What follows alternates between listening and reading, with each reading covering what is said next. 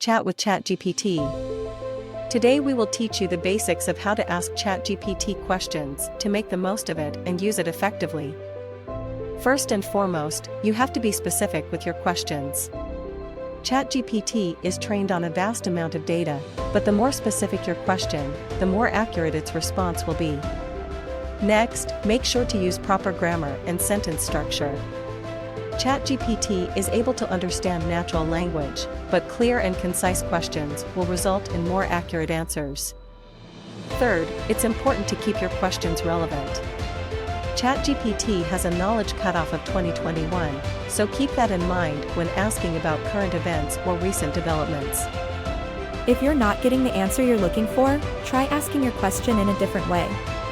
ChatGPT is trained on a variety of ways to ask questions, so don't be afraid to switch it up.